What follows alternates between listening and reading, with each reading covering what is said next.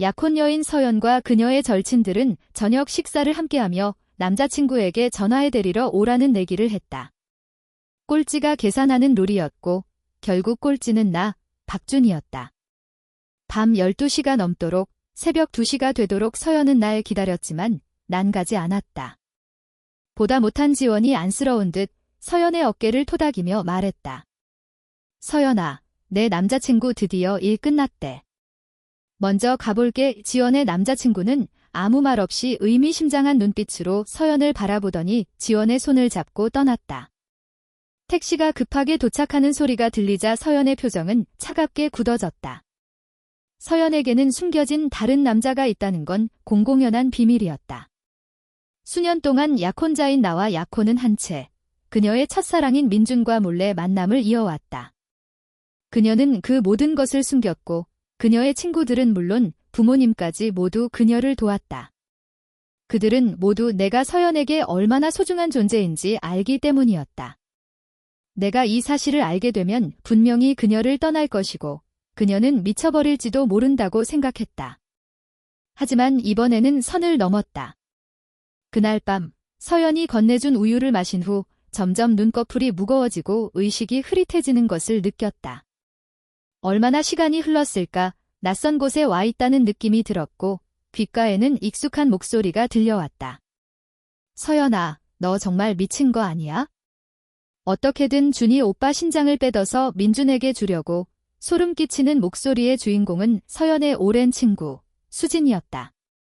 서연은 차갑고 무서운 목소리로 말했다. 민준 오빠는 위독해서 더 이상 기다릴 수 없어. 그리고 박준에게는 보상해줄 거야. 어차피 나랑 결혼하고 싶어 했잖아. 수술이 끝나면 결혼해줄게. 평생 이혼은 없어. 바닥에 유리 깨지는 소리가 요란하게 울렸다. 수진은 거의 절규하듯 말했다. 신장이 없는데 그런 보상이 무슨 소용이야?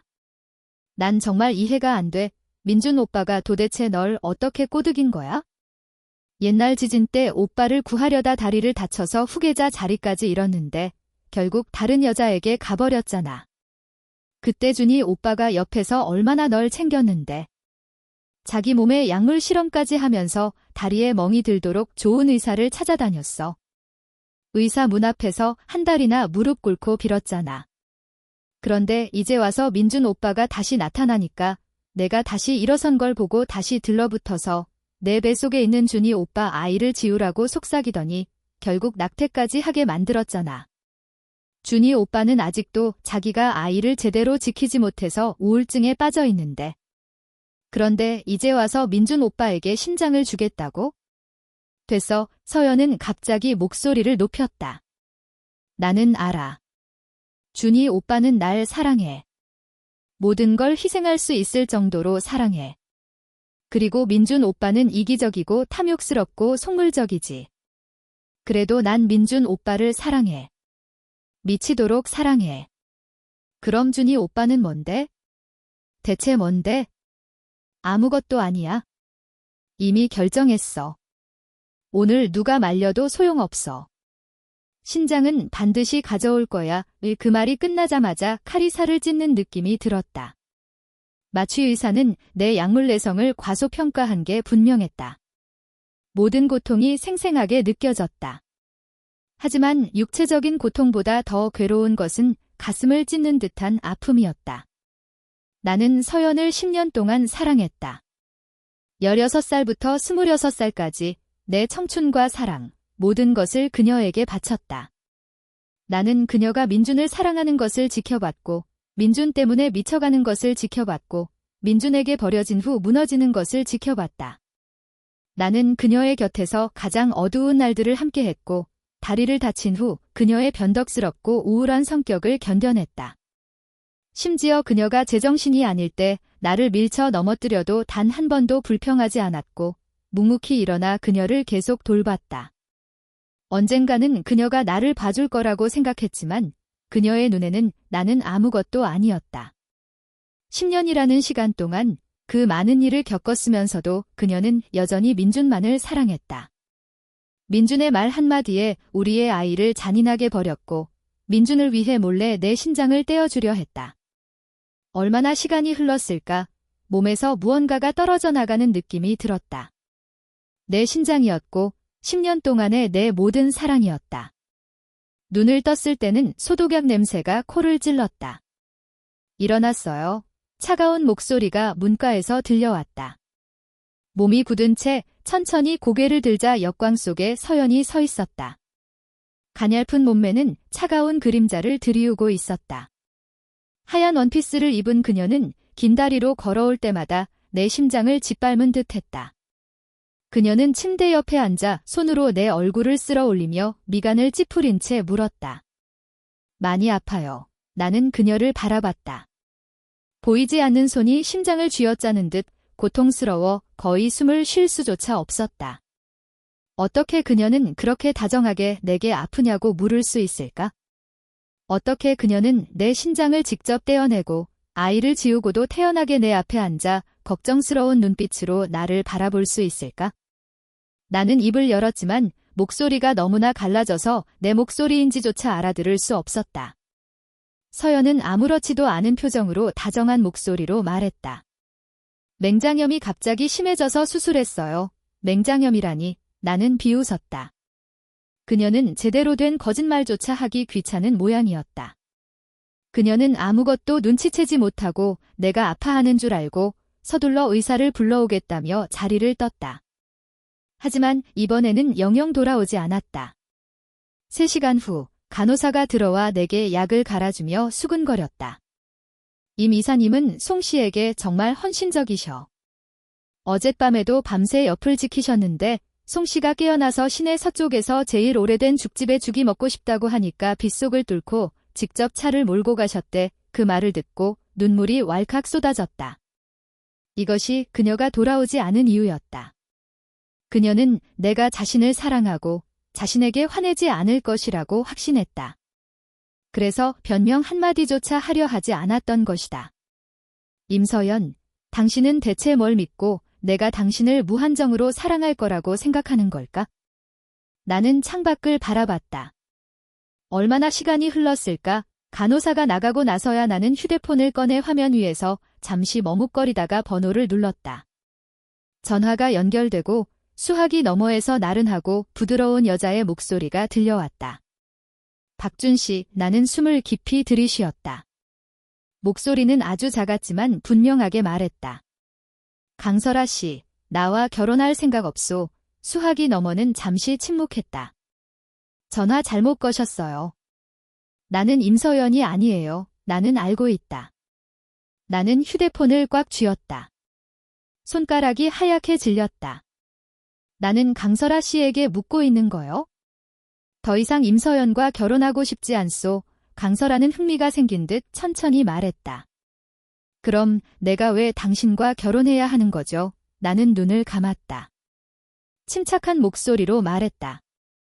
강 씨는 늘 임서연을 하찮게 여겼으니까? 내 책상 위에 비스듬히 놓인 사진이 그걸 증명해주니까 잠시 정적이 흘렀다.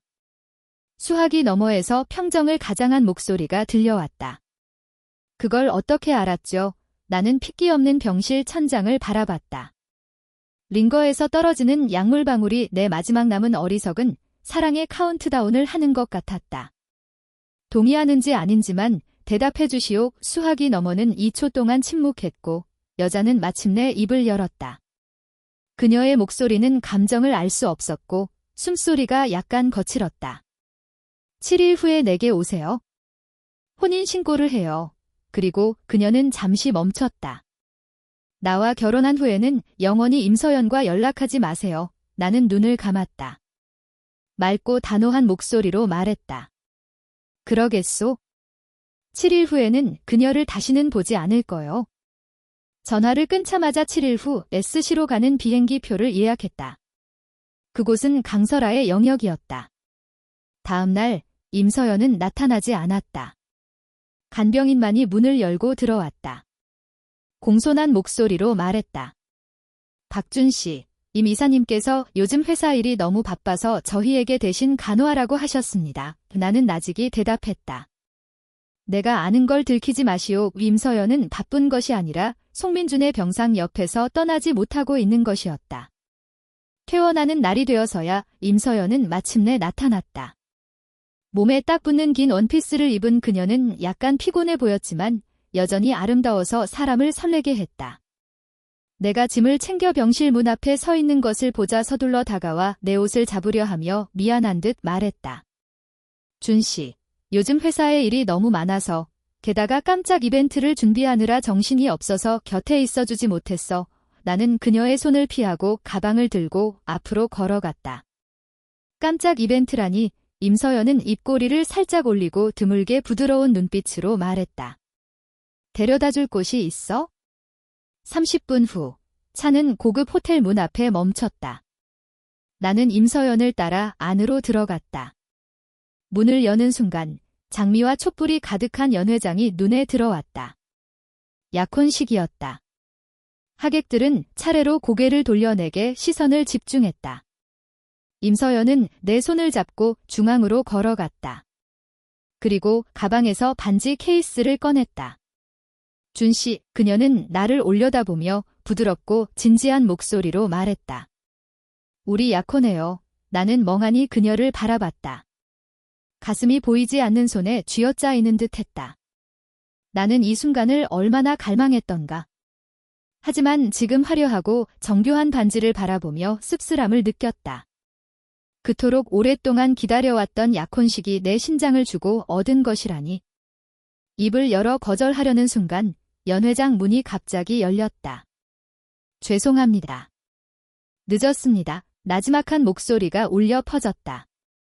고개를 돌려보니 송민준이 흰 셔츠를 입고 문 앞에 서 있었다. 창백한 얼굴에 눈가는 눈물로 젖어 있었다. 서연아, 박준 씨의 송민준은 다가와 흐느끼는 목소리로 말했다. 예전 일은 내가 잘못했어. 지난 시간 동안 서연이를 괴롭히지 말았어야 했는데. 두 분의 약혼을 축하해주러 왔습니다. 말을 마친 그는 가방에서 정교한 선물 상자 2개를 꺼내 임서연과 내게 건넸다. 두 분의 행복을 빌어요. 말을 마친 그는 몸을 돌려가려 했지만 2걸음도 채 걷지 못하고 갑자기 몸이 휘청거리며 쓰러졌다. 민준 오빠, 임서연의 얼굴이 갑자기 굳어졌다. 망설임 없이 달려들어 송민준을 부축했다. 그녀는 지금 자신이 내 약혼식에 와 있다는 사실조차 잊었고 내민 반지가 여전히 자신의 손에 들려있다는 사실조차 잊었다. 하객들은 웅성거렸고 귓속말이 사방에서 들려왔다. 임 이사님은 송민준만 보면 눈에 아무것도 안 들어오는구나. 옆에서 아무리 잘해줘도 송민준 눈빛 하나만 못 당하는 거야? 마음속에는 오직 송민준밖에 없는 거지에 나는 그 자리에 굳어버렸다. 손가락이 손바닥을 파고들었다.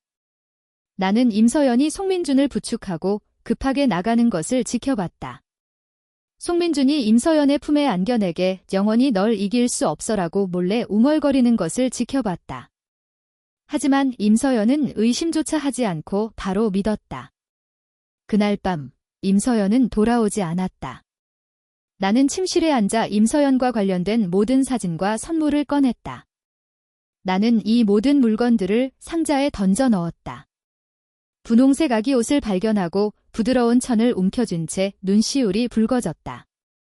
임서연이 임신했을 때 이 아이가 세상에 나오기를 얼마나 간절히 바랐던가. 우리가 결혼하고 평생 함께하기를 얼마나 바랐던가. 하지만 이 제 3개월 된 아이는 임서연의 손에 의해 죽임을 당했다. 나는 가슴속의 고통을 억누르고 상자를 쓰레기통에 던져 넣었다. 물건들을 버렸다. 임서연에 대한 내 모든 사랑도 버렸다. 다음 날 나는 임그룹에 사직서를 제출했다. 예전에 임서연이 다리를 다쳐 후계자 자리를 잃었을 때 그녀의 이복 오빠가 그녀의 자리를 빼앗았다. 나중에 다리가 회복되자마자 그녀가 한 일은 내 길을 거는 것이었다. 3년 안에 회사 매출을 2배로 늘려야만 모든 것을 되찾을 수 있었다. 나는 그녀의 곁에서 비서로 일하며 손님을 접대하고 위궤양이 생길 정도로 술을 마시고 과로로 쓰러지는 등 이 모든 일을 사랑 때문에 했다. 하지만 내가 얻은 것은 무엇인가? 이제 더 이상 그런 어리석은 짓은 하지 않을 것이다. 내가 사직하려 한다는 소식이 전해지자 회사는 발칵 뒤집혔다. 거의 모든 사람들이 나를 붙잡았다. 박준 씨, 정말 사직하시는 거예요? 정말 더 이상 남아있을 수 없는 거예요? 우리가 잘하고 있는 거 아니었어요? 왜 갑자기 사직하려는 거예요? 저희는 모두 당신이 이끌어주셨는데 당신이 없으면 어떻게 해야 해요? 그리고 임 이사님도 당신이 꼭 필요하실 텐데. 내가 없으면 잘 안 될 거라고? 지금 임서연 곁에 내가 없어도 잘하고 있지 않은가? 나는 자조적인 미소를 지으며 나지막이 말했다. 정말 사직하고 싶습니다. 몇 년 동안 너무 힘들었어요. 잠시 쉬고 싶습니다. 누가 없다고 못 살지는 않습니다. 여러분은 잘할 겁니다. 그녀도 잘할 겁니다. 작별 인사를 마치고 개인 소지품을 들고 회사를 나섰다. 집에 도착하자 임서연에게서 전화가 왔다. 그녀의 목소리에는 드물게 놀라움이 묻어 있었다. 사직했다면서요. 나는 침착하게 말했다. 결혼 준비할 일이 많아서 회사를 다닐 수가 없소. 임서연은 다른 생각은 하지 못하고 지난번 약혼식에 동의한 내가 결혼 준비로 바쁠 것이라고만 생각했다. 그녀의 목소리는 부드러워지며 미안해했다. 요즘 프로젝트 때문에 출장을 가야 해서 결혼 준비를 함께 할 시간이 없어요. 말을 마치기도 전에 수화기 너머에서 송민준의 목소리가 들려왔다. 서연아, 딸기 고마워. 김서연의 목소리는 곧바로 멀어졌다. 장난치지 마. 애 통화 중이잖아. 서연아, 먹을래? 안 먹으면 다른 여자한테 줘도 돼? 알았어. 전화는 급하게 끊겼다. 가슴이 찢어지는 듯 했다. 나는 떨리는 손으로 위챗을 열었다.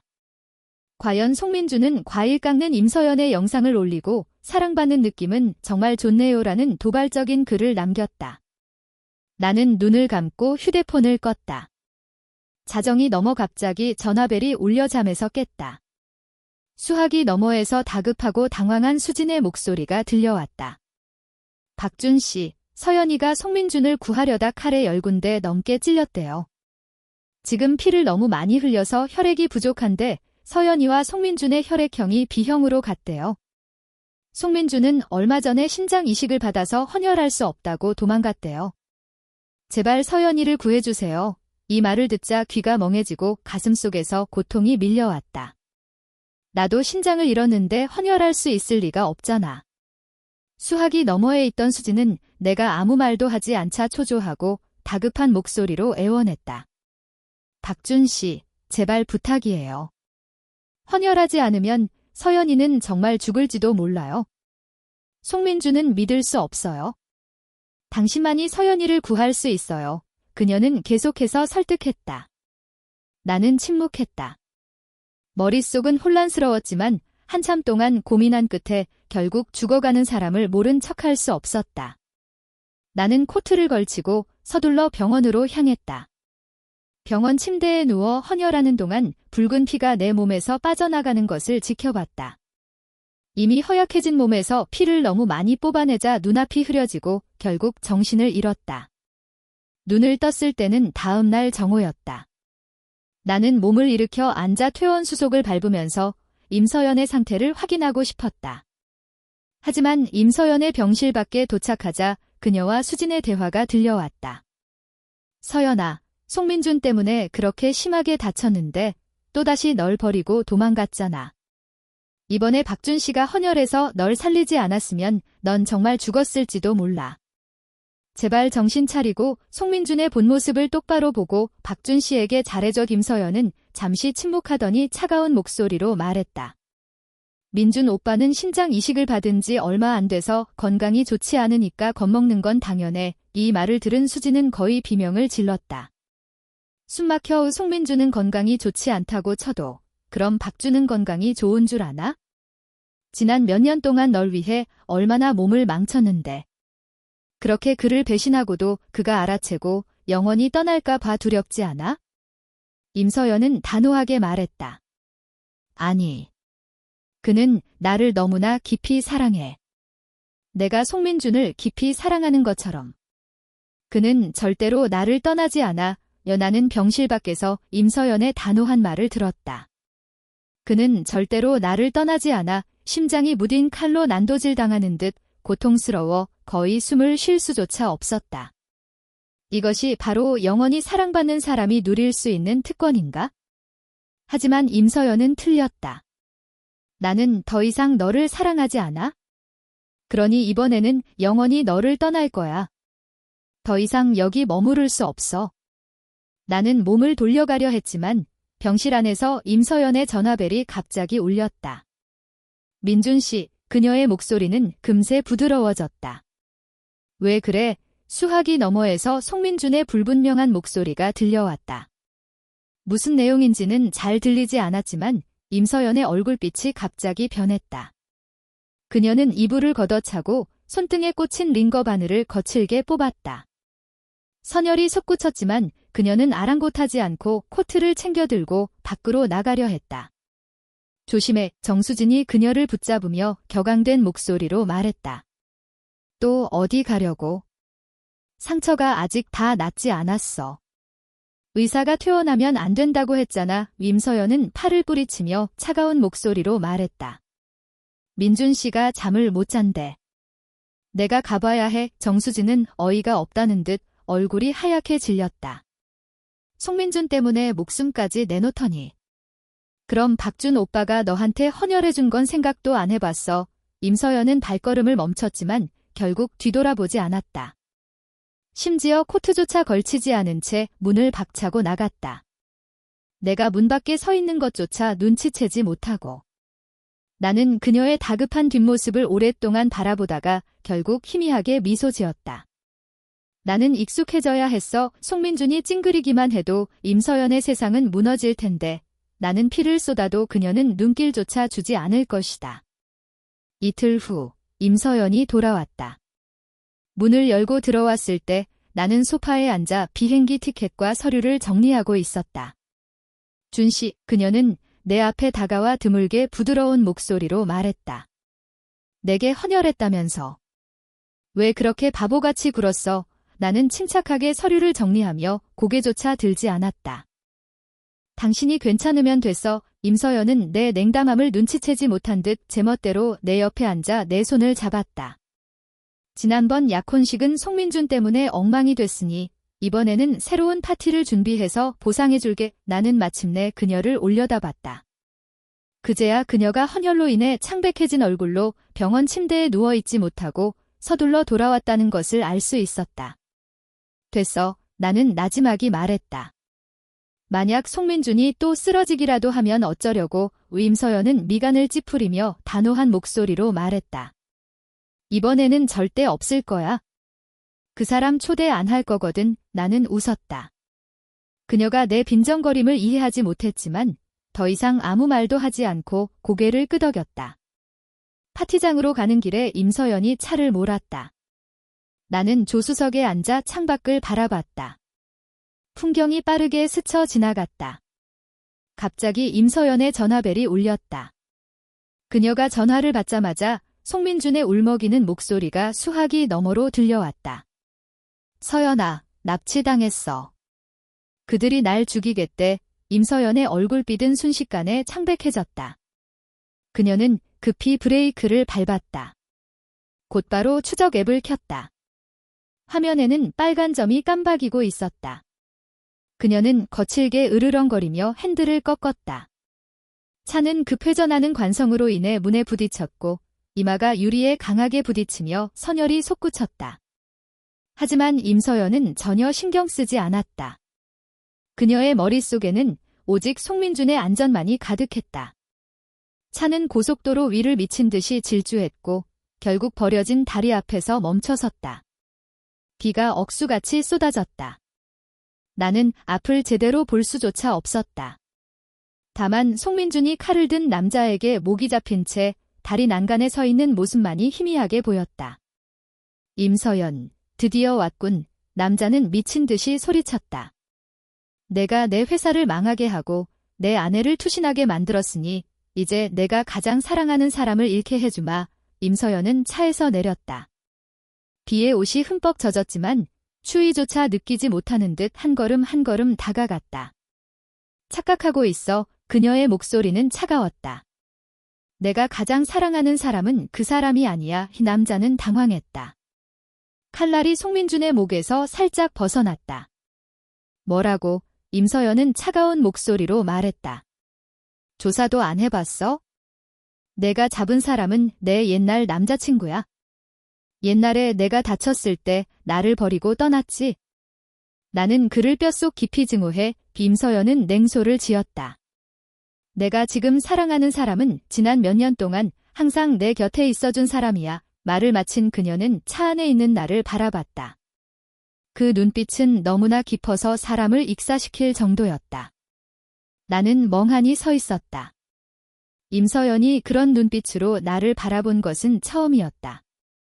하지만 하필이면 이 순간에 남자는 의심스러운 눈빛으로 나를 바라봤다. 임서연은 기회를 틈타 말을 이었다. 송민주는 잡고 싶으면 잡아가. 나와 박주는 내일 웨딩드레스를 보러 가야 해서 여기서 시간을 낭비할 시간이 없어. 말을 마친 그녀는 심지어 나를 향해 손을 내밀며 다정한 목소리로 말했다. 준 씨, 가자. 온몸이 얼어붙었다. 마침내 이해했다. 임서연은 나를 방패막이로 삼아 납치범의 목표를 바꾸고 송민준을 구하려 했다. 남자는 과연 흔들렸다. 갑자기 송민준을 밀치고 곧장 내게 달려들었다. 내가 바로 그녀가 가장 사랑하는 사람이구나. 그는 웃으며 내 멱살을 잡고 다리 난간 쪽으로 끌고 갔다. 임서연의 눈동자가 수축되었다. 그녀는 갑자기 달려들었다. 하지만 그녀가 가장 먼저 한 일은 송민준을 붙잡는 것이었고 나는 남자에게 붙잡혀 다리 아래로 떨어졌다. 귓가에는 바람소리가 맴돌았다.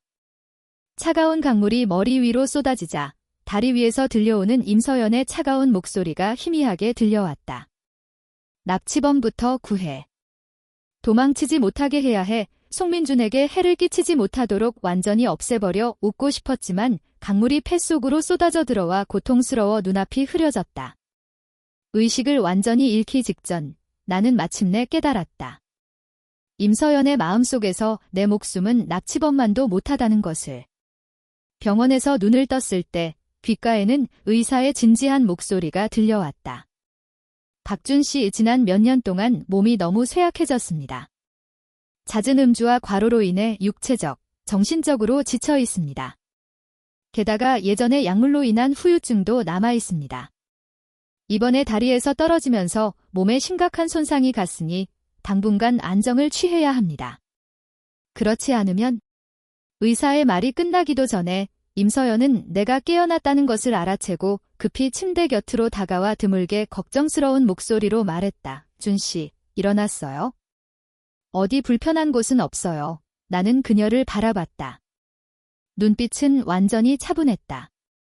만약 그녀가 정말로 나를 걱정했다면 어떻게 망설임 없이 납치범부터 구하라고 할 수 있었을까? 임서연은 내가 아무 말도 하지 않자 손을 뻗어 내 얼굴을 만지려 했지만 나는 고개를 돌려 피했다. 그녀는 손을 멈추고 낮은 목소리로 사과했다. 이번에는 내가 경솔했어. 보상해줄게. 나는 희미하게 입꼬리를 올렸지만 아무 말도 하지 않았다. 임서연, 당신은 내게 너무 많은 빚을 졌어. 다 갚을 수 없을 정도로. 아마 죄책감을 느꼈기 때문일까? 이번에는 임서연이 이틀 동안 병원에서 내 곁을 지켰다. 내가 퇴원하자마자 그녀는 나를 경매장으로 데려갔다. 내게 보상해주고 싶다고 말했다. 나는 몇 번이고 거절했지만 소용이 없었다. 결국 그녀를 따라갔다. 경매장에 도착하자마자 우리는 옛 지인인 송민준을 만났다. 하지만 이번에는 임서연이 송민준에게 눈길조차 주지 않고 항상 내 곁에 붙어 떨어지지 않았다. 뜨거운 물을 따라주고 게살을 발라주고 가끔 추운지 묻기도 했다. 나는 그녀가 누구에게 보여주기 위해 연기하고 있다는 것을 알았다. 아마 자기 자신에게 연기하고 있는지도 몰랐다. 그래야 죄책감을 덜 느끼고 마음이 편해질 테니까. 경매가 시작되기 직전 임서연은 전화를 받고 잠시 자리를 비웠다. 나는 혼자 바에 서 있었다. 그때 한 여자가 다가와 미소를 지으며 내게 연락처를 물었다. 정말 잘생기셨네요. 친하게 지내도 될까요? 내가 입을 열기도 전에 갑자기 뒤에서 팔이 내 허리를 감싸 안았다. 그는 제 약혼자예요. 임서연의 목소리는 얼음처럼 차가웠다. 그녀는 음울한 눈빛으로 여자를 쏘아봤다. 여자는 얼굴빛이 변하며 황급히 사과하고 자리를 떠났다. 임서연은 고개를 들어 나를 바라보며 미간을 찌푸렸다. 박준, 왜 꼬시는 사람이 있는데 거절하지 않아? 나는 이미 다 늙어 빠졌다는 거야. 뭐야? 임서연은 내 얼굴을 쓰다듬으며 거부할 수 없는 목소리로 말했다. 조만간 결혼할 텐데 나 말고 누구랑 결혼하고 싶은 거야. 그녀는 내 눈을 똑바로 바라보며 한 글자 한 글자 또박또박 말했다. 어쨌든 이번 생에는 너밖에 없어. 나는 그녀를 바라보다가 갑자기 비웃었다. 어떻게 당신은 나를 사랑하지 않으면서도 감히 나밖에 없다고 맹세할 수 있는 거지? 경매가 시작된 후 임서연은 내가 좋아하는 물건들을 거의 다 사들였다. 돈을 물 쓰듯이 썼다. 망설임 따위는 없었다. 송민주는 멀리서 우리를 음울한 눈빛으로 쏘아봤다. 내가 화장실에 갔을 때 송민준이 따라 들어왔다. 그는 문을 잠그고 냉소를 지었다. 오늘 아주 신났나 보지? 내가 상기시켜 줘야 하나? 서연이가 너한테 잘해주는 건 죄책감 때문이지 사랑 때문이 아니야? 아직도 몰라. 그 여자가 임신했을 때 이미 석 달이나 됐었어. 그때 내가 그녀에게 다른 남자의 아이를 가진 모습을 볼 수 없다고 말했더니 아무 말 없이 낙태약을 마시더라. 그리고 얼마 전 내 신장이 망가졌을 때 그녀는 망설임 없이 당신의 신장을 잘라내서 내게 줬지. 게다가 다리 위에서 일부러 내가 싫다고 말한 것도 실은 당신을 위험에 빠뜨리려고 했던 거야. 언제 어디서든 내가 필요하면 그녀는 모든 것을 들어줄 거야. 송민주는 다가와 엄숙하고 낮은 목소리로 말했다. 넌 완벽하게 졌어. 송민주는 이 말을 듣고 내가 곧바로 분노에 찬 표정을 지을 것이라고 생각했다. 분명히 아주 만족스러울 것이다. 하지만 예상과는 달리 나는 처음부터 끝까지 침착했다. 나는 수도꼭지를 잠그고 고개를 들어 송민준을 바라봤다. 말을 마친 송민준은 멍하니 서 있었다. 나는 손을 닫고 침착하게 말했다. 상관없어. 어차피 곧 떠날 거니까. 송민준은 믿을 수 없다는 듯 나를 바라봤다. 어떻게 상관없을 수가 있어. 그의 질문이 채 끝나기도 전에 그는 갑자기 얼굴빛이 변하며 손을 들어 자기 뺨을 강하게 때렸다. 쩌렁쩌렁한 소리가 화장실에 울려 퍼졌다. 내가 반응하기도 전에 임서연이 뛰어들어와 나를 밀쳤다. 너 대체 뭐 하는 거야? 나는 휘청거리며 뒤로 물러섰다. 허리가 화장대 모서리에 강하게 부딪히며 눈앞이 캄캄해졌다. 하지만 임서연은 눈길조차 주지 않고 곧바로 송민준을 부축하며 차가운 목소리로 말했다. 내가 이미 갚아줬는데 왜 또 민준 씨한테 화풀이 하는 거야?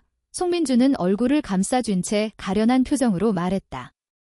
승패를 떠나서 박준 씨를 탓하지 마세요. 모두 제 잘못이에요. 임서연은 음울한 표정으로 송민준을 부축하고 몸을 돌려 떠났다. 송민준은 팔로 그녀의 허리를 감싸 안으며 고개를 돌려 내게 승리자의 미소를 지었다. 나는 홀로 화장실 벽에 기대섰다. 웃고 또 웃다가 눈가가 붉어졌다. 박준, 이게 바로 내 10년의 사랑이야. 내가 받은 건 고작 이런 것뿐이야. 그날 밤 임서연은 돌아오지 않았다. 나는 그녀에게 단 한 통의 전화도 걸지 않았다. 내 심장은 완전히 식어버렸다.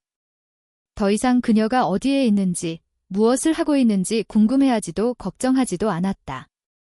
곧 떠날 예정이었기에 나는 시내에서 가장 고급스러운 호텔을 예약해 가까운 친구들과 송별회를 열었다.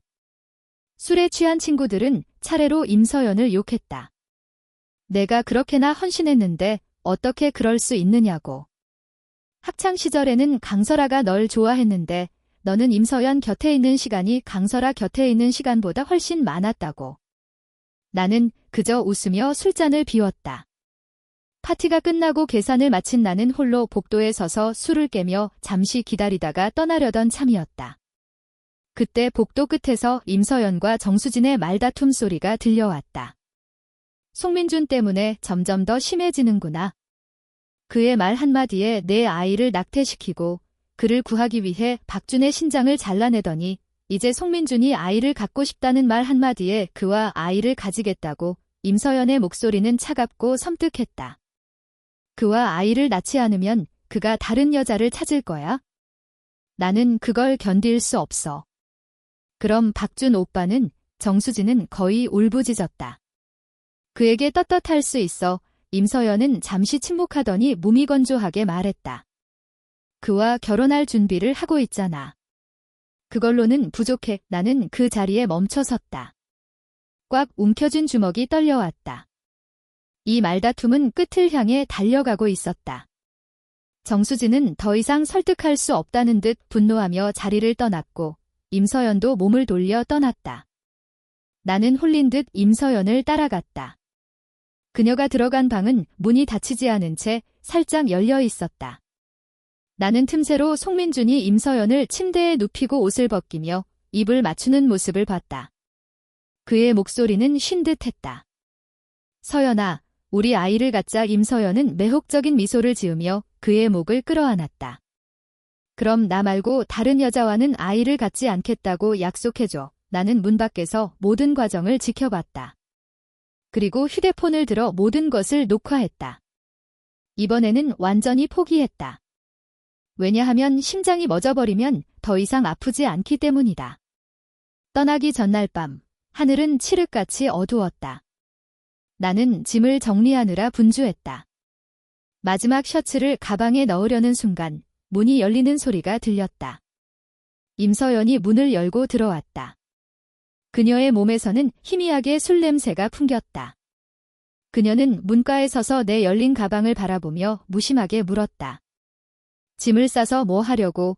내가 곧 떠날 거라고 말하려는 순간 임서연이 내 말을 가로챘다. 부드러운 목소리로 말했다. 준씨, 내게 보약 끓이는 법 좀 가르쳐줘. 나는 멍하니 서서 놀란 눈으로 그녀를 바라봤다. 지난 몇 년 동안 항상 내가 그녀를 보살펴왔는데 그녀가 부엌에 들어간 적은 단 한 번도 없었다.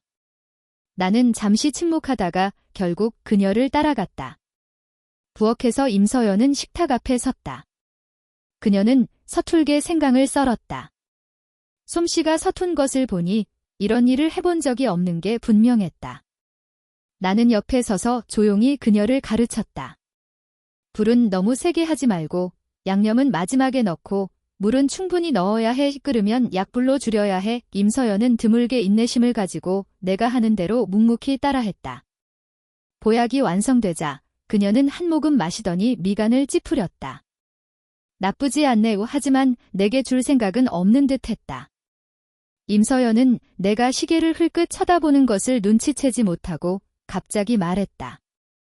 준씨, 며칠 동안 일이 있어서 나중에 옆에 있어줄게. 이 말을 마친 그녀는 보온병에 남은 보약을 붓고 챙겨든 채 몸을 돌려 떠났다.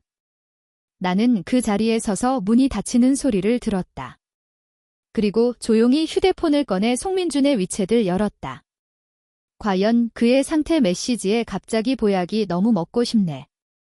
누가 기꺼이 날 위해 배워줄 사람이 없을까? 라는 글이 올라와 있었다.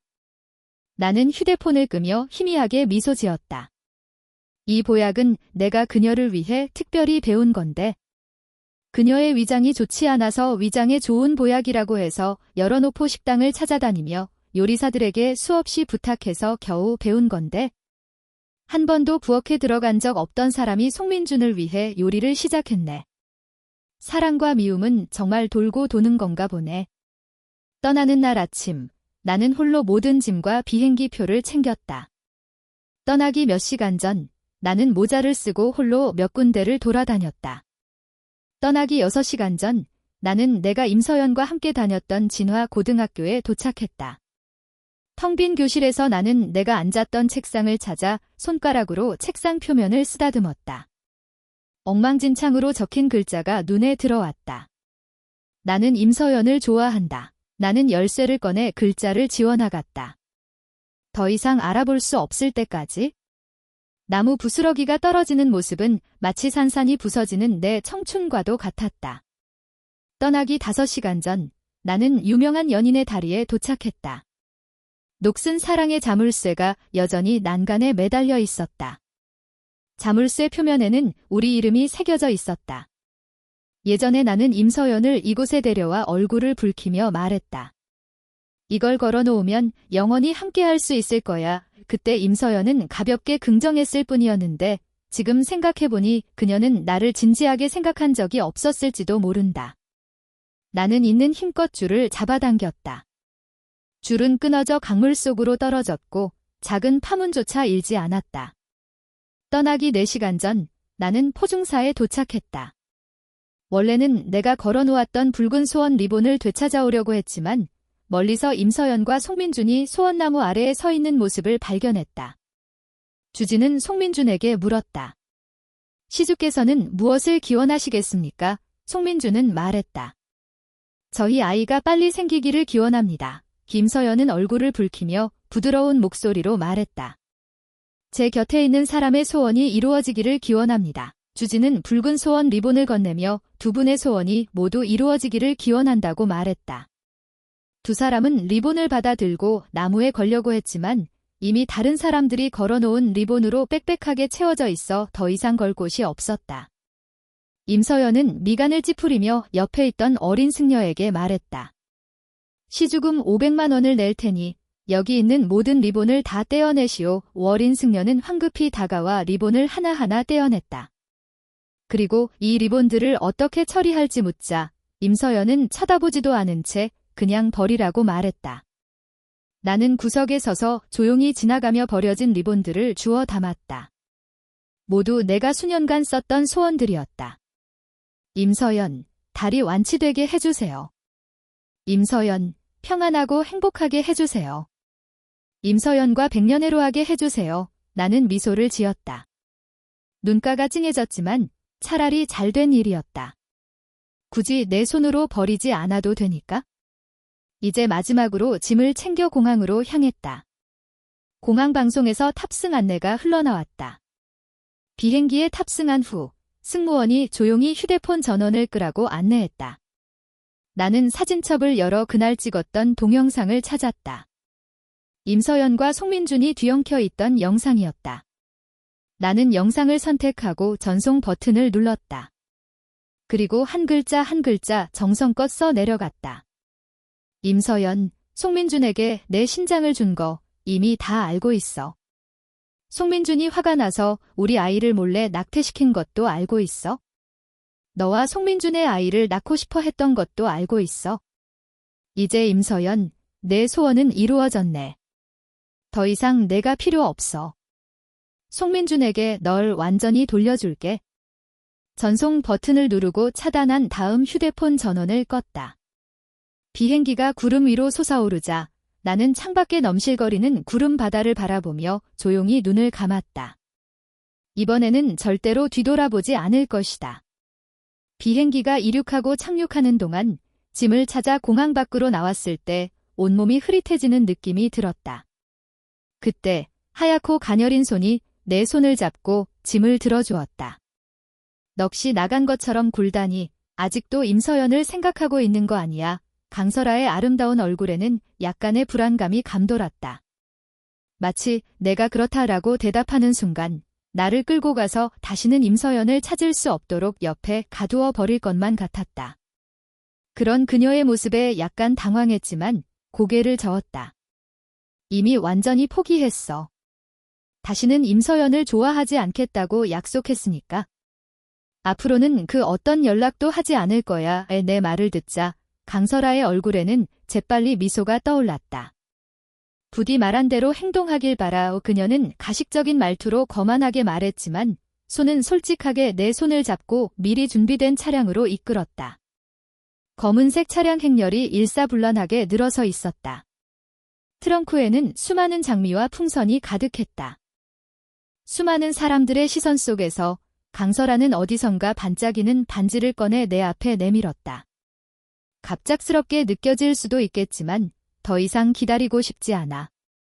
지금 당장 당신과 결혼하고 싶어.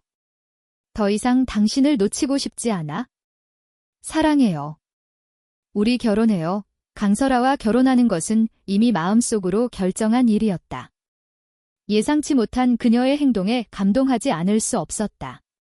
지난 몇 년 동안 다른 여자를 사랑할 때도 강설아는 묵묵히 나를 사랑해왔다. 그저 감히 내게 말하지 못했을 뿐 나는 얼굴을 가리고 황급히 눈물을 닦아낸 후 환호하는 사람들 속에서 손을 뻗어 반지를 받아들었다. 조아은의 대답에 강설아는 감격한 듯 멍하니 서 있었다. 나는 서둘러 그녀의 손에 반지를 끼워주고 그녀에게 내 손에 반지를 끼워달라고 손짓했다. 그러자 강설아는 서둘러 내 손을 잡고 차에 올라탔다. 신분증 챙겨왔죠? 지금 바로 혼인신고하러 가요. 늦으면 안 돼. 말을 마친 그녀는 미리 준비해둔 각종 서류를 내 앞에 내밀었다. 그녀는 오랫동안 이 날을 기다려왔다. 모든 것을 서둘러 마무리 짓고 싶어 했다. 그런 강설아의 들뜬 감정에 전염되어 왠지 모르게 심장이 쿵쾅거렸다. 서류는 모두 챙겨왔어. 혼인신고하러 가자. 내 말이 끝나기 무섭게 강설아는 엑셀을 밟았다. 믿을 수 없을 정도로 모든 것이 빠르게 진행되었다. 두 명의 신부가 활짝 웃는 얼굴로 사진을 찍고 도장을 찍는 순간 잉크 냄새가 희미하게 풍기는 혼인신고서 2권을 받게 되었다. 나와 강설아는 모두 멍하니 서서 믿을 수 없다는 듯 바라봤다. 우리가 정말 결혼했다니?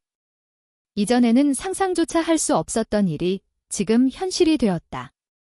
강설아는 감격한 나머지 말을 잇지 못하고 나를 꽉 껴안았다. 마치 이 방법으로만 내가 정말 그녀 곁에 있다는 것을 확인할 수 있는 듯 했다. 나는 그녀를 가만히 안아주며 묘한 안도감을 느꼈다. 이제부터 나와 임서연은 아무런 관계도 없는 사람이 되었다.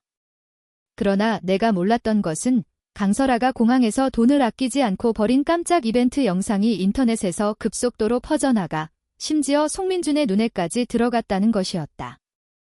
호텔에서 막 세수를 마친 임서연은 송민준이 휴대폰을 들고 안절부절 못하며 자신을 바라보는 모습을 발견했다. 무슨 할 말 있어? 말을 마친 임서연은 아무렇게나 수건으로 물이 뚝뚝 떨어지는 머리카락을 닦았다. 그녀가 입고 있는 샤워 가운으로는 매끈한 목덜미에 있는 키스마크를 가릴 수 없었다. 송민주는 입술을 굳게 다문 채 망설이는 듯 휴대폰 화면을 그녀 앞에 내밀었다. 영상 속의 사람이 박준 오빠 같아. 내가 잘못 본 건가? 너랑 그 사람이랑은 약혼도 하고 곧 결혼할 사이 아니었어? 그런데 왜 다른 사람에게 청혼을 받고 다른 여자와 결혼하려는 거야? 혹시 내가 모르는 사이에 다른 여자랑 바람을 피운 건 아니겠지? 말을 마친 그는 잠시 뜸을 들이다가 아기로 가득 찬 눈빛으로 서둘러 박준을 변호했다. 박준 오빠가 널 얼마나 사랑하는데. 영상 속의 사람은 아마 그 사람이 아닐 거야? 그냥 닮은 사람이겠지? 아니면 우리가 이 영상을 박준 오빠에게 보여주는 게 어때? 혹시 오랫동안 헤어져 살았던 형제가 아닐지도 모르잖아. 그런데 솔직히 말해서 영상 속의 두 사람은 꽤 잘 어울리네. 선남선녀가 따로 없네. 수많은 사람들이 둘이 정말 잘 어울리고 행복해 보인다고 하던데 이 송민주는 변명하면 할수록 상황을 더 악화시켰다. 임서연의 얼굴은 순식간에 굳어졌다. 먹물처럼 검은 눈동자에는 분노가 타올랐다. 바보가 아니라면 영상 속의 사람이 박준이라는 것을 모를 리가 없었다. 박준이 어떻게 강설아의 청혼을 받아들일 수 있지? 그는 미친 게 분명해. 걷잡을 수 없는 분노가 솟아올랐다. 그녀는 당장이라도 그에게 전화를 걸어 따지고 싶었지만 이미 차단당했다는 것을 알게 되었다. 전화는커녕 그 어떤 연락도 할 수 없었다. 며칠 전 위챗으로 보냈던 장문의 메시지와 영상이 갑자기 눈앞에 나타났다. 거의 동시에 그녀의 분노는 얼음물이라도 뒤집어 쓴 듯 순식간에 식어버렸다. 온몸이 차갑게 식었다. 모두 알고 있었어. 임서연은 극심한 공포에 휩싸였다. 손가락이 떨리는 것을 억누르며 그 영상을 재생했다. 영상 속 주인공은 바로 그녀와 송민준이었다. 그날 밤 광란에 휩싸여 뒤엉킨 그들의 모습이 고스란히 담겨 있었다. 영상은 약간 흔들렸지만 그 모든 것을 지켜보던 내 심경을 충분히 느낄 수 있었다. 임서연은 멍하니 그 자리에 섰다. 그녀는 그 어떤 소리도 들을 수 없었다. 나의 냉정하고 단호한 목소리가 귓가에 맴돌았다. 임서연은 마지막 문장을 수없이 반복해서 읽었지만 여전히 눈앞의 현실을 믿을 수 없었다. 어째서 이렇게 된 거지? 그는 나를 너무나 깊이 사랑했는데, 나를 위해 모든 것을 할 수 있을 정도로 사랑했는데, 어째서 갑자기 나를 사랑하지 않게 된 거지? 왜 갑자기 나를 필요로 하지 않게 된 거지? 어떻게 신장 이식 수술, 낙태, 그리고 송민준과의 사이에서 아이를 갖고 싶어 했던 사실을 알게 된 거지? 임서연은 얼굴이 창백해진 채 아무 말도 하지 못했다. 혼란에 휩싸여 제대로 생각조차 할 수 없었다. 자신을 너무나 깊이 사랑했던 사람이 어느 날 갑자기 사랑하지 않는다고 말한다면 어떻게 받아들일 수 있을까? 하지만 그가 했던 일들을 알게 된다면 도저히 받아들일 수 없을 것이다. 그리고 그 사실을 모른다면 순종적으로 그의 곁에 머물 것이다. 분명히 누군가가 그에게 모든 것을 말해준 것이다. 거의 동시에 임서연의 머릿속에 한 사람이 떠올랐다. 정수진. 그녀를 떠올리자 임서연은 황급히 정수진에게 전화를 걸었다. 혹시 내가 박준에게 내가 했던 모든 일들을 말해준 거니? 그렇지 않다면 어떻게 그 사람이 다른 사람의 청혼을 받아들일 수 있어? 임서연의 추궁에 정수진은 당황했다. 그녀는 막 방을 나섰기 때문에 무슨 일이 일어났는지 알지 못했지만 무의식적으로 임서연에게 반박했다. 무슨 소리 하는 거야? 나는 박준에게 아무 말도 하지 않았어. 심지어 그와 친하지도 않아. 그 사람이 다른 사람의 청혼을 받아들였다는 게 무슨 소리야? 농담하지 마. 그녀가 그렇게 말했지만 임서연은 여전히 정수진을 믿지 않았다. 네. 그럴 리 없어. 그는 나를 사랑해. 나와 끈을 놓지 못하면 평생 후회할 거야. 임서연은 그렇게 생각했고 그렇게 말했다. 더 이상 임서연과 이 헛된 말다툼을 이어가고 싶지 않았다. 그는 이미 당신과의 끈을 놓았어요. 그래도 그를 놓아주지 않는다면 절대로 용서하지 않을 거예요. 당신은 더 이상 우리 삶에 끼어들지 마세요.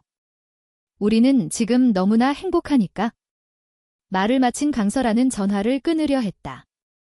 그때 임서연의 전화기 너머에서 내가 강설아를 부르는 소리가 들려왔다. 설아야, 내가 밥 해준다고 하지 않았어? 배고파. 예전에는 그녀 앞에서만 약한 모습을 보였다. 나중에 그녀와의 협상을 돕기 위해 냉정하고 차가운 모습으로 변하면서 점점 의지하는 모습이 줄어들었다.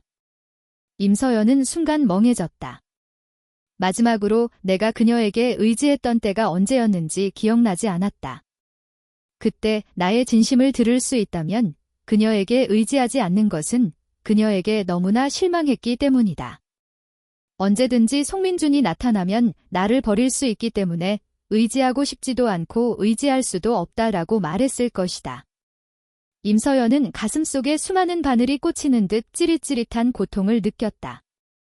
왜 강설아 곁에서 행복하게 지내는 나의 목소리를 듣자 마음이 이렇게 불편한 걸까?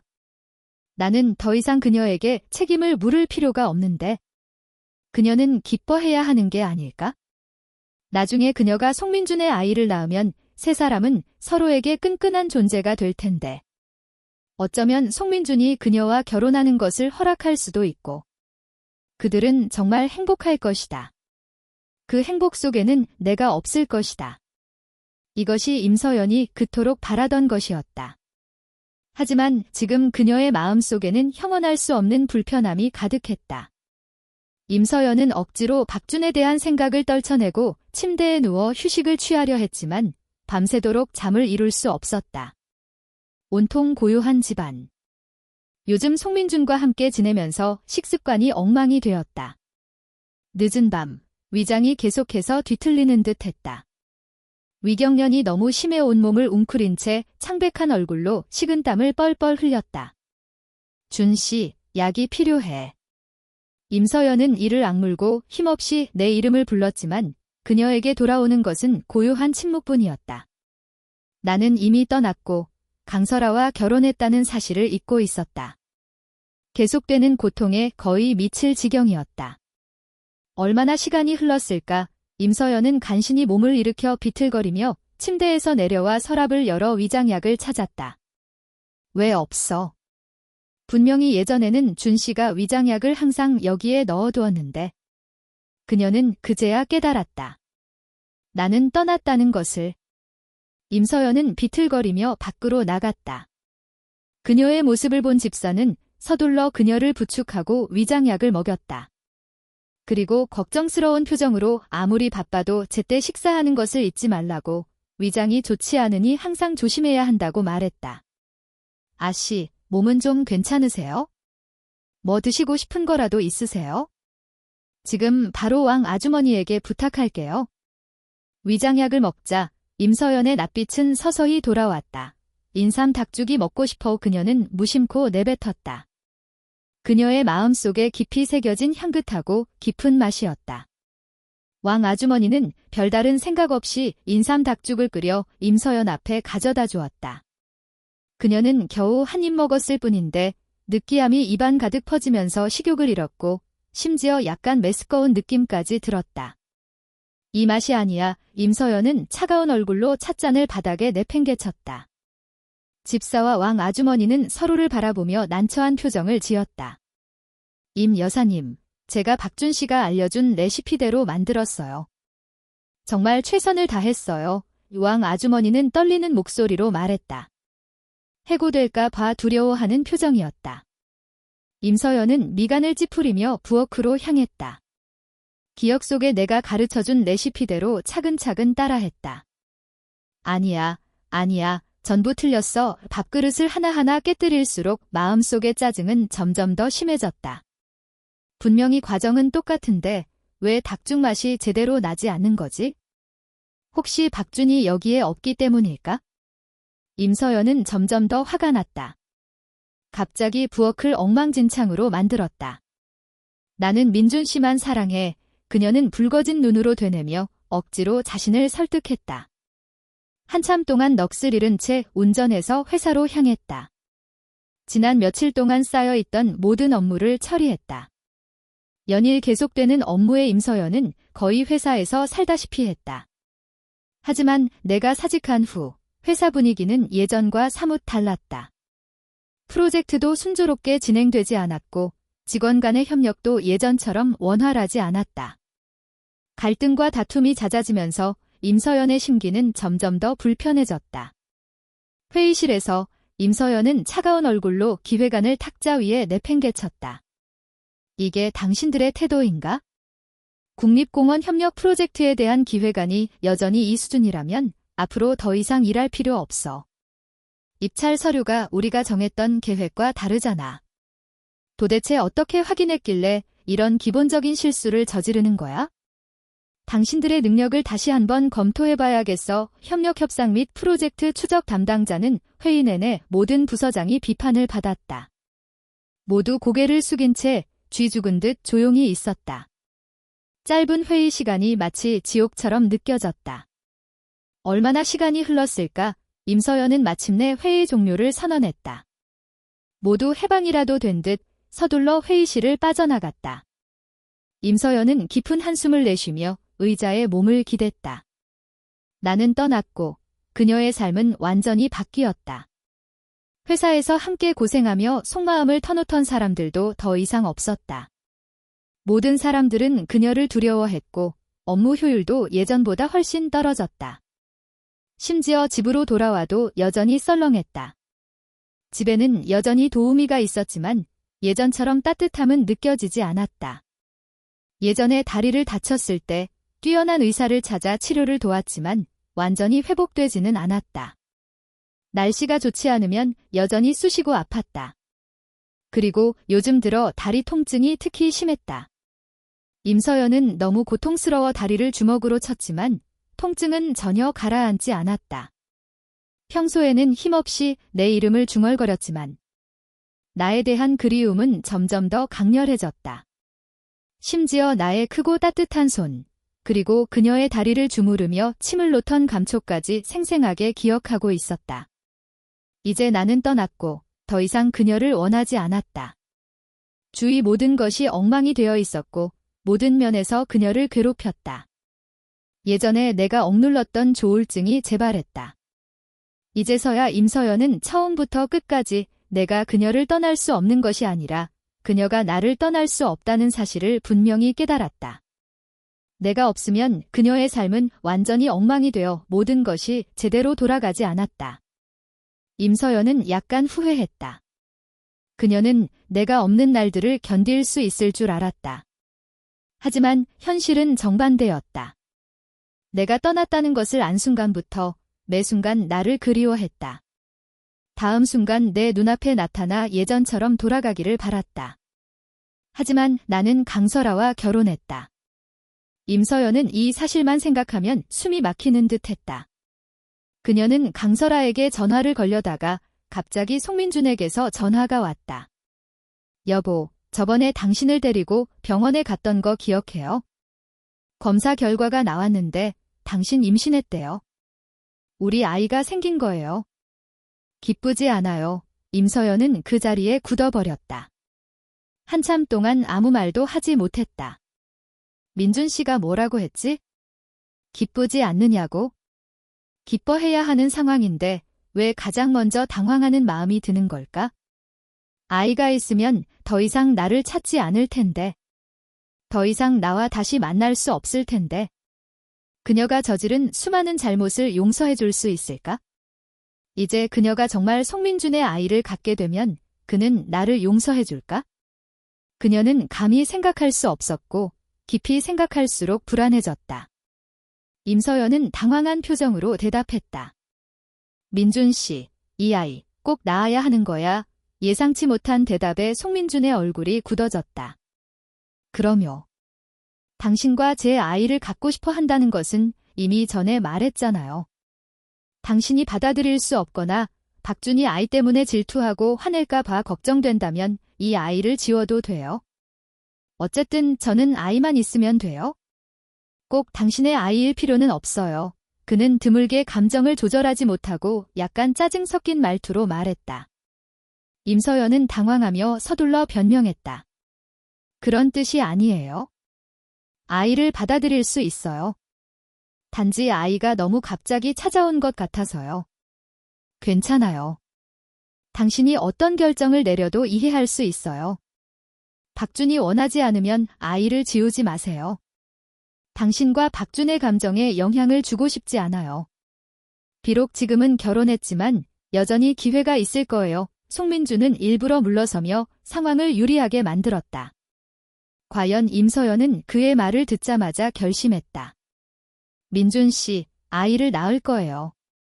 그리고 엄마로서의 책임을 다할 거예요. 이 아이에게 잘해줄 거예요. 박준 씨는 제가 잘 설명할게요. 설령 그가 이혼하고 내 곁으로 돌아온다고 해도 우리 아이에게는 절대 영향을 주지 않을 거예요. 그는 나를 사랑하고 분명 우리 아이도 받아들일 거예요.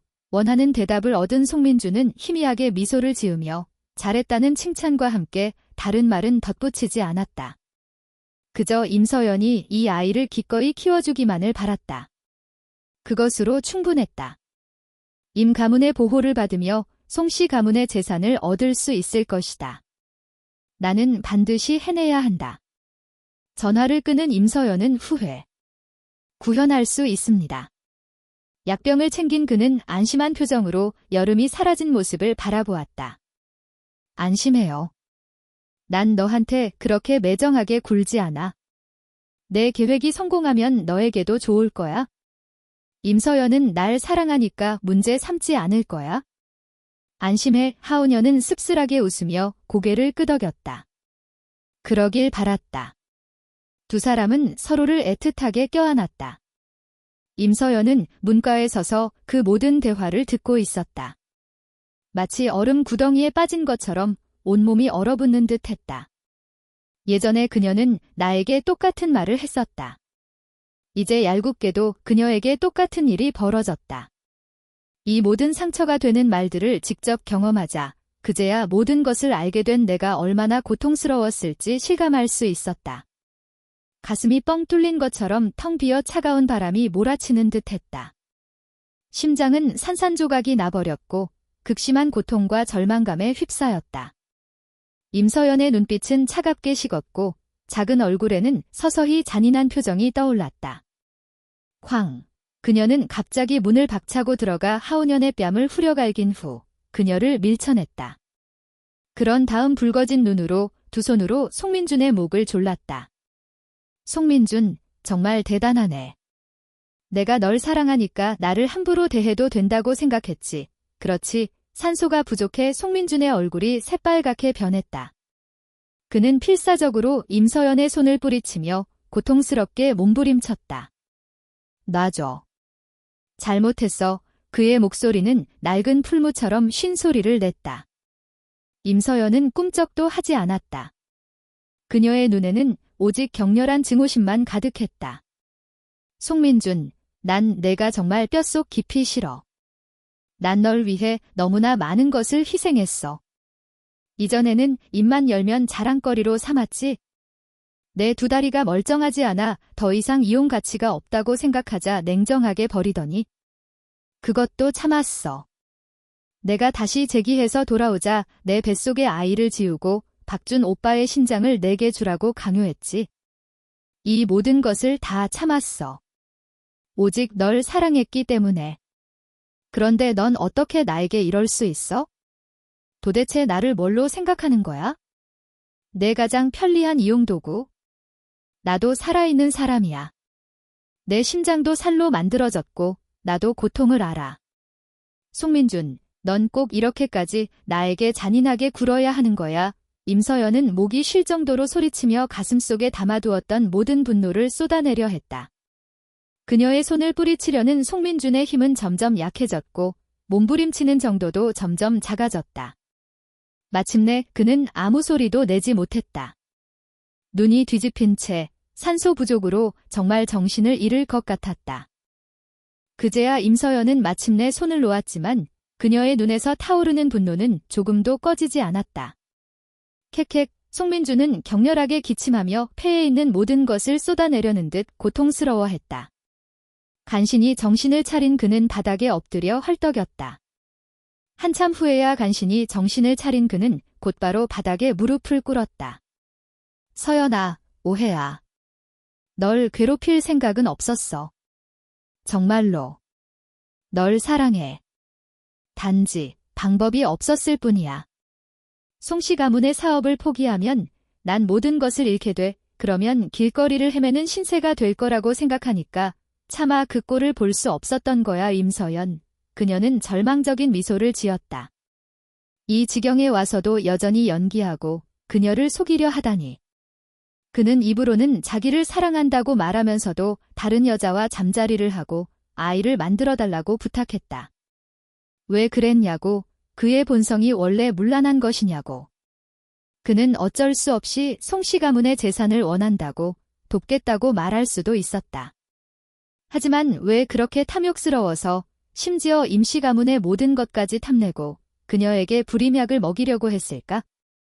만약 내가 결혼을 승낙했다면 송씨 가문과 임씨 가문의 모든 것이 내 것이 될 텐데. 원하는 것은 무엇이든 가질 수 있었을 텐데 왜 굳이 내 감정을 상처 입히면서까지 이렇게 해야 했어? 임서연은 한 글자 한 글자 분노하며 송민준에게 따져 물었다. 송민준은 핏기 없는 얼굴로 당황한 표정을 지었다. 그의 입술은 파르르 떨렸지만 한동안 아무 말도 하지 못했다. 방 안에는 침묵만이 감돌았다. 한참 후에야 송민준은 당황한 표정으로 대답했다. 똑같지 않아. 그건 달라. 구체적으로 뭐가 다른지 그는 차마 입 밖에 낼 수 없었다. 임서연은 실망한 표정으로 차가운 목소리로 말했다. 말하지 못하겠다면 내가 대신 말해줄게. 넌 나와 결혼해도 송씨 가문과 임씨 가문의 모든 것을 완전히 내 것으로 만들 수 없다고 생각하는 거야? 넌 권력과 재산을 모두 혼자 쥐고 싶어 하는 거야?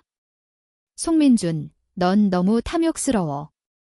하지만 수많은 사람들의 시선을 단번에 사로잡았다. 임서연은 돈을 주고 사람을 사서 내게 사과하게 했다. 임서연이 널 잘못했다고 용서를 구하고 싶어 하는데 1만 원만 받으면 돼. 수많은 행인들이 기꺼이 도와주었다. 나와 강설아는 회사 문을 나서자마자 이 광경을 마주하게 되었다. 두 사람의 얼굴은 순식간에 굳어졌다. 박준, 임서연이 다시 용서를 구하러 돌아왔어. 마음이 흔들리는 건 아니겠지. 며칠 동안 평범하고 행복한 일상을 보냈지만 강설아는 여전히 약간 불안했다. 나는 정말로 임서연을 오랫동안 사랑했기 때문에 마음이 흔들릴까 봐 걱정하지 않을 수 없었다. 나는 그녀를 안심시키는 눈빛을 보내고 그녀의 손을 잡고 깍지를 꼈다. 절대로 흔들리지 않을 거야? 더 이상 그녀를 다시 만나고 싶지 않아? 강설아, 조금만 더 자신감을 가져. 지금 유일하게 후회하는 것은 임서연을 빨리 포기하지 못하고 너와 함께하지 못했다는 거야. 내 말을 듣자 강설아는 깜짝 놀라 눈을 크게 떴다. 그런 그녀를 보며 희미하게 미소 지으며 몸을 숙여 그녀의 입술에 키스했다. 강설아, 난 더 이상 그녀를 사랑하지 않아. 지금은 너를 사랑하려고 노력하고 있으니까 제발 그녀를 쫓아내줘. 그녀가 눈에 거슬려. 강설아는 무의식적으로 입술을 핥고 손가락으로 키스마크를 만지며 마음속으로 기뻐했다. 알았어. 그녀가 다시는 당신 앞에 나타나지 못하도록 쫓아내게. 말을 마친 그녀는 나를 회사 안으로 밀어넣고 이전의 어설픔과 귀여움은 온데간데 없이 사라진 채 순식간에 차가운 눈빛으로 돌변하며 위압적인 기세를 내뿜으며 임서연 앞으로 걸어갔다. 그리고 그녀의 뺨을 강하게 때렸다. 임서연, 아직도 내 남편을 괴롭히려고 온 거야? 그는 이미 입으로 용서하지 않겠다고 말했는데. 내 노력은 정말 웃기지도 않아. 예전에는 소중히 여기지 않고 그렇게 많이 상처 주더니 이제 와서 착한 척하며 얽매려고? 혹시 그러면 그가 용서해줄 거라고 생각하는 거야? 꿈깨. 말을 마친 그녀는 점점 더 거칠어지는 손길로 임서연을 죽일 듯이 노려봤다. 임서연도 이는 힘껏 저항했다. 강설아, 박준이 정말 좋아하는 사람은 나야. 내가 잘못했으니 사과하면 돼. 그 사람이 원한다면 뭐든지 할 수 있어. 하지만 이건 너와는 상관없는 일이야. 넌 그저 남의 불행을 틈타 그를 빼앗은 도둑일 뿐이야. 그 사람이 널 사랑할 거라고 생각하지 마. 두 사람은 엉켜붙어 서로에게 독서를 퍼부으며 잔인하게 싸웠다. 강설아는 차가운 웃음을 지었다. 널 사랑한다고? 널 사랑해서 나와 결혼하고 내게 키스하고 부부의 의무를 다하겠어? 임서연, 제발 착각하지 마. 그는 널 사랑하지 않아. 절대로 널 용서하지 않을 거야. 어서 포기해. 말을 마친 그녀의 뒤에는 수많은 경호원들이 나타났다. 강설아는 쉽게 건드릴 수 있는 사람이 아니었다. 그녀는 목적을 달성하기 위해 수단과 방법을 가리지 않았다. 경호원들을 얼마나 불러왔는지 신경 쓰지 않았다. 여기가 바로 그녀의 영역이었으니까. 몇 명의 경호원들이 임서연을 붙잡고 그녀가 몸부림칠 기회조차 주지 않았다. 그녀는 온몸에 상처투성이었지만 고통을 느끼지 못하는 듯 두 눈으로 멀리 있는 나를 바라보며 필사적으로 몸부림쳤다. 준 씨, 잘못했어요. 말을 마친 임서연은 갑자기 피를 토했다. 내장이 거의 파열될 정도로 얻어맞았다. 그녀는 여전히 끈질기게 나를 바라보며 나의 작은 표정 하나하나 놓치지 않으려 애썼다. 강설아는 역겨움을 느꼈다. 그녀는 재빨리 손을 흔들어 경호원들에게 임서연을 끌고 가라고 지시했다. 그녀는 물티슈로 온몸에 묻은 임서연의 피를 조심스럽게 닦아낸 후 완전히 깨끗해지자 내게 다가왔다. 혹시 제가 너무 폭력적이라고 생각하세요? 그녀의 차갑고 냉담한 얼굴에는 걱정스러움이 가득했다. 나는 고개를 저었다. 아니, 그럴 줄은 몰랐어. 임서연이 다시 고개를 돌려 나를 찾았다. 그녀는 평생 송민준과 함께 있어야 하는 거 아니었어. 강설아는 송민준에 대해 조사한 모든 내용을 내게 말했다. 송민준이 했던 짓들을 듣자 매우 놀랐다. 임서연의 후회가 이런 식일 줄은 상상도 못했다. 하지만 정말 웃기지도 않았다. 예전에는 내가 그녀 곁에서 아무리 잘해줘도 꿈쩍도 않더니 이제 송민준이 그녀의 몸에 상처를 입히려 하자 비로소 송민준과의 사랑을 포기하다니. 정말 칼이 제 몸에 꽂혀야 아픈 줄 아는구나. 송민준이 그녀를 필요로 해서 신장을 갈아 끼우라고 했다면 그렇게 쉽게 말하지 않았을 것이다. 똑같은 일이 임서연에게 벌어지자 그녀는 받아들일 수 없었던 것이다. 그녀의 뜨거웠던 사랑도 언젠가는 식을 날이 올 것이다. 그래서 오늘 그녀가 몇 마디 사과만 하면 내가 마음을 돌릴 줄 알았던 건가에 나는 극도의 냉소감을 느꼈다. 그녀가 나 때문에 더 많은 상처를 입는다 해도 내 마음속과 몸에 새겨진 상처를 갚기에는 턱없이 부족하다. 강설아, 남은 여생은 너뿐이야. 나는 강설아를 꽉 껴안으며 그녀를 위로하는 듯, 나 자신을 위로하는 듯 말했다. 강설아도 나를 껴안았다. 좋아. 우리는 영원히 함께하는 거야. 이 경호원들은 눈에 거슬리는 풍경들을 치웠다. 모든 것이 제자리로 돌아갔다. 강설아는 나를 집으로 데려갔다. 하지만 다음 날 아침, 잠에서 깨어보니 이미 쫓겨났어야 할 임서연이 다시 우리 집 앞에 나타나 있었다. 임서연은 억수같이 쏟아지는 빗속에서 무릎을 꿇고 끈질기게 나를 기다렸다. 누가 쫓아내도 꿈쩍도 하지 않았다. 그녀의 몸은 치료받지 못해 여기저기 멍들어 보기 흉했다. 준씨, 잘못했어요. 준씨, 제가 잘못했어요. 그녀는 쉰 목소리로 계속해서 되뇌었다. 빗물이 그녀의 몸을 흠뻑 적셨고 다리의 흉터는 쑤셔왔다. 얼굴은 점점 창백해졌지만 쓰러질 듯 비틀거리면서도 멈출 기미를 보이지 않았다. 나는 아무 감정 없이 이 광경을 차갑게 바라봤다. 마치 나와는 아무 상관없는 연극을 감상하는 듯했다. 웃기지도 않아. 이제 와서 눈물 연기라니. 내가 마음 아파할 거라고 생각하는 거야? 그녀의 몸은 그녀의 것이고 그녀가 죽든 살든 나와는 아무 상관없다. 말을 마친 나는 천천히 눈길을 거두며 강설아가 뭘 요리하고 있는지 보러 갔다. 두 사람은 함께 요리하며 서로 돕기도 하고 가끔 장난을 치기도 하며 껴안기도 했다. 두 사람의 얼굴에는 환한 미소가 가득했다. 임서연이 바라던 장면이었다. 나에게 강설아는 그녀와 완전히 다른 사람이었다. 그는 정말로 나를 놓아주었고 심지어 강설아를 사랑하려고 노력하고 있었다. 어떻게 이럴 수가 있지? 가슴을 찢는 듯한 고통이 순식간에 전신으로 퍼져나갔다. 다리를 짓이기.